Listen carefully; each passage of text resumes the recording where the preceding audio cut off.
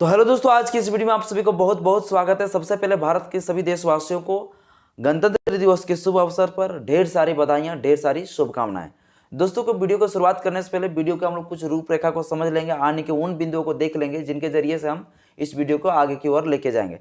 दोस्तों आज 26 जनवरी, इस 26 जनवरी को पूरा भारत देश में जो है गणतंत्र दिवस के रूप में जो है हर्ष और उल्लास के साथ मनाया जाता है। तो दोस्तों समझेंगे कि गणतंत्र दिवस आखिर ये मनाया क्यों जाता है, इसके रिलेटेड कुछ मुख्य बिंदु है। उस मुख्य बिंदु को देखेंगे, ये गणतंत्र क्या है। दूसरा पॉइंट को देखेंगे कि 26 जनवरी 1950 को ही जो है भारत का संविधान क्यों लागू किया गया। आखिर भारत का संविधान जो 26 नवंबर 1949 को ही बन गया था, लेकिन पूरा भारत देश में जो 26 जनवरी 1950 को क्यों जो लागू किया गया संविधान को, ये चीज़ को देख लेंगे। फिर इससे रिलेटेड हम लोग कुछ प्रश्नों को देखेंगे जो संविधान से रिलेटेड रहेगा। जो संविधान से रिलेटेड जो कुछ प्रश्न होंगे, उस प्रश्न को आपको आंसर देना है कमेंट बॉक्स में। तो दोस्तों चलिए आप वीडियो को हम लोग स्टार्ट करते हैं। सबसे मुख्य बिंदु को देखते हैं कि गणतंत्र ये आखिर क्या है।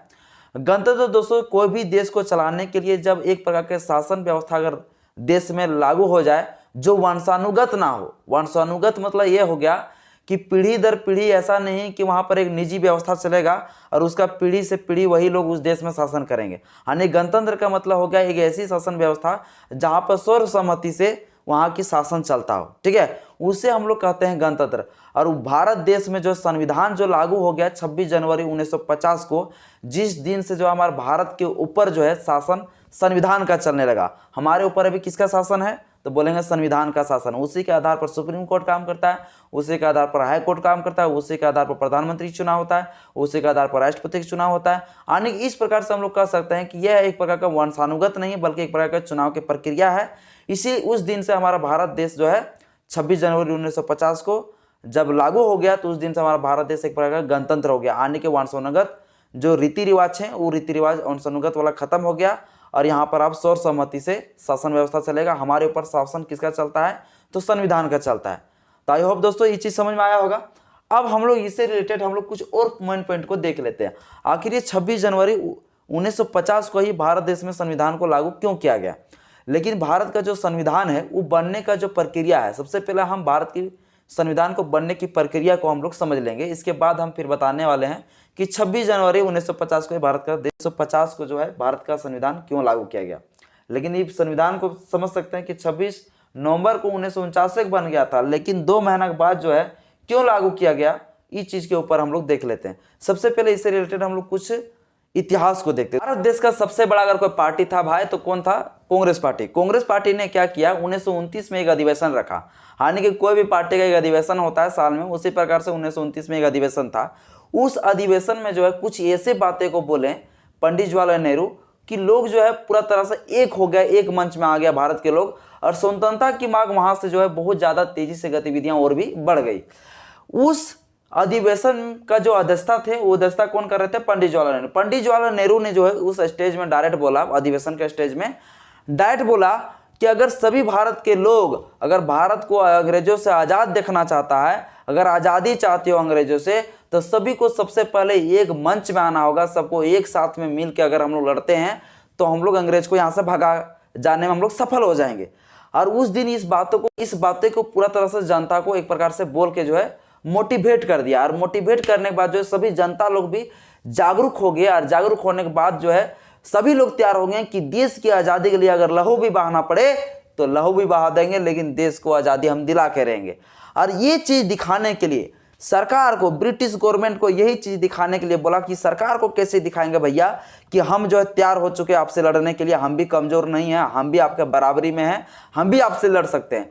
इस दिसंबर की जो बैठक था उस दिन जो है पंडित जवाहरलाल नेहरू डिसाइड किया कि भैया अंग्रेजों को दिखाने के लिए चलो एक समय चुन लेते हैं कि दिसंबर के बाद जनवरी जो आने वाला है, उस जनवरी की जो अंतिम सप्ताह होगा रविवार को, उस रविवार को जो है हम लोग झंडा फहरा देंगे। और झंडा जब फहरा देंगे तो अंग्रेज को ऐसा लगेगा कि अब जो है ये लोग आज़ादी लेके रहेंगे और हम मुझे भगा के ही रहेंगे। इससे ये प्रतीत होगा किसको, अंग्रेजों को प्रतीत होगा।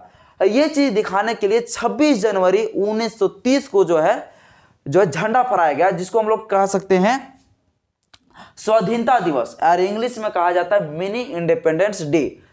स्वाधीनता दिवस, इसको हम लोग इंग्लिश में क्या कहते हैं, मिनी इंडिपेंडेंस डे।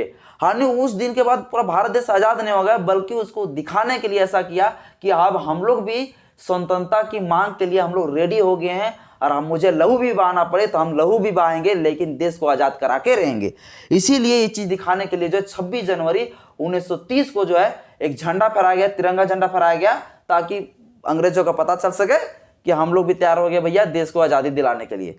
ठीक है, अब इन्हीं को याद रखते हुए 26 जनवरी 1950 को जो है भारत का संविधान को पूरा भारत में लागू किया। संविधान बनने की प्रक्रिया को थोड़ा हम लोग समझ लेते हैं। दूसरे विश्व युद्ध जब समाप्ति की ओर चला गया, यानी कि समाप्त हो गया, इसके बाद जो है ब्रिटेन में क्लीमेंट इटली के नेतृत्व में एक नई सरकार की गठन की गई, जिसमें लेबर पार्टी का सरकार बना। ये लेबर पार्टी के सरकार ने क्या किया, ये 3 सदस्य को जो है भारत की समस्या को देख रेख के लिए भारत भेज दिया। अब भारत जब भेजा तो इन 3 सदस्य जो था, ये तीनों लोग एक मिशन लेके आया था कि भारत देश को कैसे चलाया जाए, भारत देश में किस प्रकार की शासन व्यवस्था रहेगा, इस प्रकार के मिशन लेके आया था भारत में। और इसी मिशन को जो है नाम दे दिया गया भारत में कैबिनेट मिशन। अब भारत देश में पहले यहाँ युद्ध छिड़ा था भैया कि जो है भारत देश को हमको आजादी चाहिए, यहाँ किसी का शासन व्यवस्था नहीं चाहिए, यहाँ किसी का शासन नहीं चलेगा, यहाँ सिर्फ भारत के लोगों का शासन चलेगा, यहाँ भारत का ही कानून चलेगा।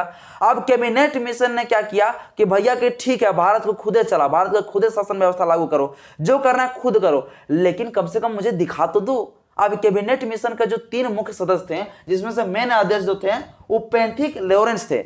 ये था कैबिनेट मिशन का मेन, क्या बोल सकते हैं, इस प्रकार का अध्यक्ष थे। इन्होंने बोला कि भारत देश को चलाने के लिए एक प्रकार कानून की आवश्यकता होता है, एक चुनाव की प्रक्रिया होता है, कम से कम सरकार बना तो दो, एक प्रकार का कानून तो बना के दिखाओ, तब हम मानेंगे कि भारत देश को चला पाओगे। अब कैबिनेट मिशन को एक बैठक रखा गया, और कैबिनेट मिशन में बहुत सारे भारत के लोग भी मुख्य अतिथि के रूप में पहुंचे। और उस दिन के बाद 1946 से इस बैठक के बाद संविधान बनाना शुरू हो गया, यानी संविधान बनना शुरू हो गया। संविधान बनना शुरू हो गया। संविधान बनाने के लिए फिर एक चुनाव किया गया, अप्रत्यक्ष रूप से चुनाव हुआ। अप्रत्यक्ष रूप से वो चुनाव जो हुआ, चुनाव होने के बाद जो है फिर उस चुनाव में संविधान सभा का गठन किया गया। संविधान सभा में जो है 13 कुल समिति का गठन किया। 13 समिति से जो मुख्य समिति था, वो मुख्य समिति था प्रारूप समिति, जिस प्रारूप समिति का अध्यक्ष डॉक्टर भीमराव अंबेडकर को, चाहे इसके बारे में कितना बोला जाए उतना ही कम है। बाबा साहब अंबेडकर की जय हो, जय भीम, जय संविधान, इसलिए हम लोग नारा देते हैं जय भीम, जय संविधान। बाबा साहब अंबेडकर ना होता तो देश का संविधान ना होता, देश का आज जो हम लोग आजाद हैं वो आजाद भी ना होता। तो आने की फिर जो है संविधान सभा के बैठक रखा गया। 1946 से आने के पूरा तरह से संविधान बनना शुरू हो गया। संविधान बनना शुरू होगा, जिसका प्रारूप समिति का अध्यक्ष किसको चुना गया, डॉक्टर भीमराव अम्बेडकर को। डॉक्टर भीमराव अम्बेडकर को ही जो है संविधान लिखने का मौका मिला। संविधान लिखा, चूंकि बाबा साहब अम्बेडकर जितना पढ़े लिखे थे, पूरा कोई नहीं पढ़े थे, सबसे ज्यादा अगर पढ़े लिखे कोई व्यक्ति थे तो डॉक्टर बाबा साहब भीमराव अम्बेडकर थे। इसके बाद जो संविधान सभा के जो अध्यक्ष था उसको चुना गया डॉक्टर राजेंद्र प्रसाद को। और संविधान निर्माण के लिए जो सलाहकार थे वो सलाहकार थे BN राव। जो बाबा साहब अम्बेडकर के बाद अगर कोई थे पढ़े लिखे तो वो थे BN राव। तो इस प्रकार से जो है 1946 से भारत का संविधान को लिखना शुरू हुआ, और 1949 यानी कि 3 साल का पूरा समय लगा भारत का संविधान को लिखने में। आने के 2 साल 11 महीना 18 दिन, आने के 12 दिन घटा दो तो आ जाएगा 2 साल 11 महीना 18 दिन। 2 साल 11 महीना 18 दिन के बाद पूर्ण रूप से भारत का संविधान बन के तैयार हो गया। अब बन के जब तैयार हो गया तो 26 नवंबर 1949 को जो है संविधान दिवस के रूप में मनाया गया, संविधान कानून दिवस के रूप में मनाया गया, जो आज भी हम लोग संविधान दिवस के रूप में 26 नवंबर 1949 को मनाया जाता है। दोस्तों, इसमें हम लोग का मेन पॉइंट था कि अगर 26 जनवरी 1949 से संविधान बन गया तो उसी दिन तो भारत देश गणतंत्र हो जाना चाहिए। नहीं, तो फिर बोला कि अगर ये चीज अगर उसी दिन कर देते हैं तो हमारा जो पुराना इतिहास जो है, जो 1930 में जो है झंडा फहराया गया था, वो चीज का महत्व खत्म हो सकता है। तो इन्हीं चीज को याद रखते हुए बोला कि अभी बाबू 26 नवंबर है, 1949 को संविधान बना है, और 2 महीना का बाद ले लेते हैं, यानी कि 26 नवंबर हो गया, 26 दिसंबर को 1 महीना, यानी कि 26 जनवरी 2 महीना, यानी 2 महीना के बाद अगर संविधान लागू करते तो क्या होगा कि हमारे जो पुराना इतिहास होगा वो भी थोड़ा आज बना रहेगा, ये पूरा तरह से खत्म ना हो जाए। इसलिए जो है 26 जनवरी 1950 को भारत के संविधान को लागू किया गया।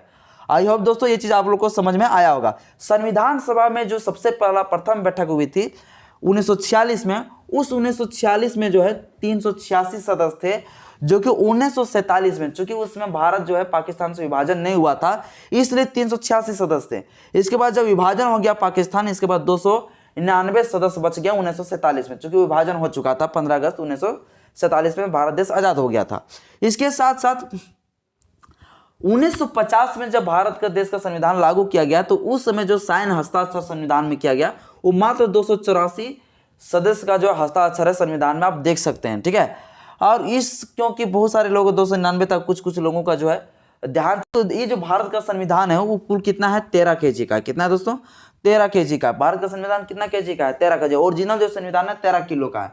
इस जो बैठक में जो था, संविधान सभा का बैठक था, इस बैठक में महिला की संख्या था 15 महिला थी संविधान सभा की बैठक में। दोस्तों अब इससे रिलेटेड हम लोग कुछ,